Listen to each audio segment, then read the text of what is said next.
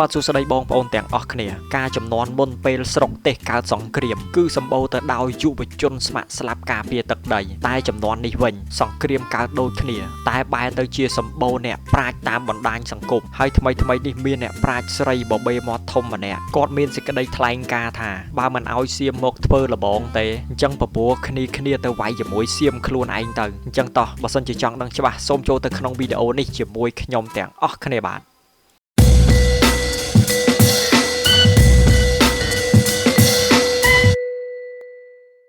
បាទអរគុណបងប្អូនទាំងអស់គ្នាម៉ូតូថ្ងៃនេះគឺ XR 230កង់ទៀតហើយផលិតនៅក្នុងឆ្នាំ2009ហើយថ្មីនេះបងប្អូនដឹងហើយថាមានយប៉បបេមាត់ធំម្នាក់ដោយជំនាញរបស់គាត់គឺវិភាគរឿងរ៉ាវជុំវិញពិភពលោកហើយថ្មីកន្លងទៅនេះគាត់បានសរសេរសារមួយឃ្លាចូលទៅក្នុងបណ្ដាញសង្គមរបស់យើងហើយមានគេចាប់អារម្មណ៍ជាច្រើនដោយសារនោះបងប្អូនបានដឹងហើយថាគឺគាត់លើកទឹកចិត្តឲ្យជនជាតិសៀមមករីបណ្ដាលួសនៅក្នុងទឹកដីស្រុកខ្មែរយើងហើយបើសិនជាបងប្អូនខ្មែរណាហាមមិនឲ្យធ្វើរឿងនេះទេសូមបងប្អូនខ្មែរនោះទៅប្រមូលគ្នាហើយទៅច្បាំងជាមួយសៀមតែឯងទៅគ្រាន់តែប៉ុណ្្នឹងធ្វើឲ្យបងប្អូនខ្មែរយើងមានកំហឹងជាច្រើនហើយសួរថាការវិភាគរបស់គាត់នឹងខុសដែរឬទេដោយអំណះអំណាងរបស់គាត់នោះគឺប្រជាជនសៀមក៏វាច្រើនជាងយើងសេដ្ឋកិច្ចរបស់គេក៏ធំជាងយើងហើយសូម្បីតែស្អីក៏វាសម្បូរជាងយើងផងដែរអញ្ចឹងបើសិនជាយើងគិតតាមភាពជាក់ស្ដែងឬក៏ logic យើងអាចចូលសងជាបែបហ្នឹងបានហើយខ្ញុំគិតថាបងប្អូនខ្មែរយើងគាត់ក្តៅកាហាយក៏ព្រោះថាស្អីគេអញទៅតែបាញ់លុយឬក៏ប្រម៉ែប្រមូលលុយ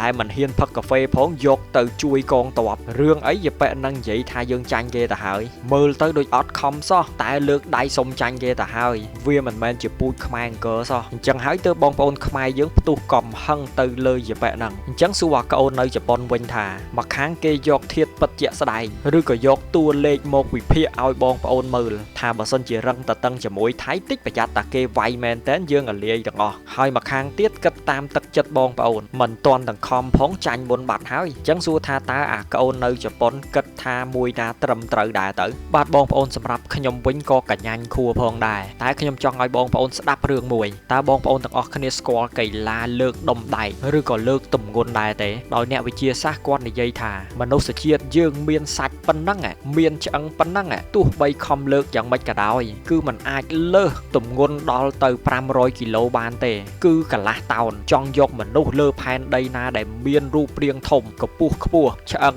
ធំមិនក៏ដោយការកណនារបស់វិទ្យាសាស្ត្រហ្នឹងគឺគេនិយាយបែបនេះតែស្រាប់តែឆ្នាំ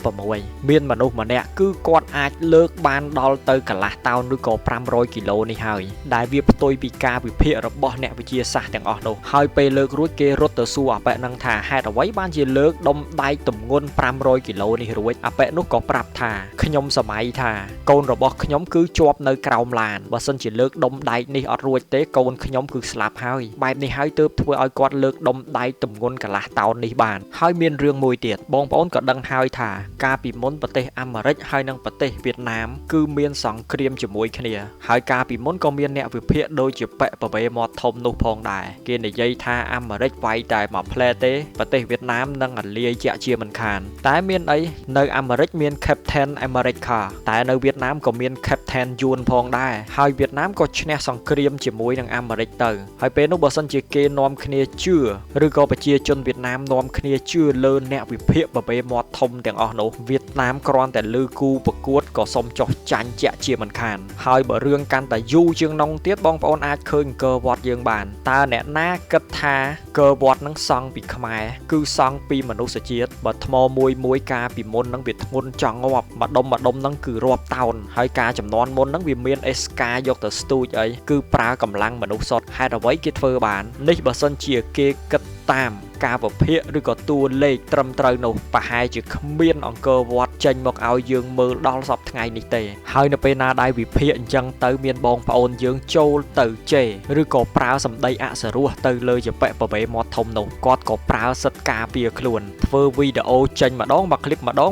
បាញ់ទៅអ្នកណាដែលជេរចំមុខតែម្ដងតែបើសិនជាតាមខ្ញុំគិតវិញនោះគឺយប៉ែបបេមាត់ធំគឺសំណាងខ្លាំងណាស់អញ្ចឹងចូលទៅដល់សាច់រឿងមួយទៀតបងប្អូន មាននៅចាំទេចាំរឿងកីឡាវាយបុកឬក៏កីឡាបណ្ដាលសេរីខ្មែរយើងឬក៏ចាំប្រវត្តិកីឡាករយើងម្នាក់គឺលោកអេពូថងដែលគាត់គឺជារៀនច្បងឬក៏អ្នកបណ្ដាលខ្លាំងជាងគេបំផុតការចំនួននោះការប្រកួតរបស់គាត់មានឈ្នះច្រើនជាងចាញ់តែរាល់លើកឲ្យតែឈ្នះហើយនឹងចាញ់គឺប្រជាពលរដ្ឋយើងអបអរសាទរគាត់ណាស់គឺគេឃើញថាគាត់នឹងខំប្រឹងឲ្យអស់ពីសមត្ថភាពតែមានការប្រកួតមួយដែលជាការប្រកួតប្រវត្តិសាស្ត្រផងដែររាល់ការប្រកួតរបស់គាត់គឺគាត់ខំប្រឹងឲ្យអស់ពីសមត្ថភាពតែការប្រកួតលើកចុងក្រោយនោះអ្នកតាមដានគេឃើញថាគាត់ដូចជាអត់សូវខំសោះរត់ពេញរិញហើយឲ្យអាភាគីម្ខាងទៀតគេដេញវាយគាត់ពេញរិញទាំងអស់ដោយសារតែឃើញគាត់អត់ខំនោះហើយទើបមិនទាន់ចប់ទឹកផងទស្សនិកជនគេក្តៅក្រហាយ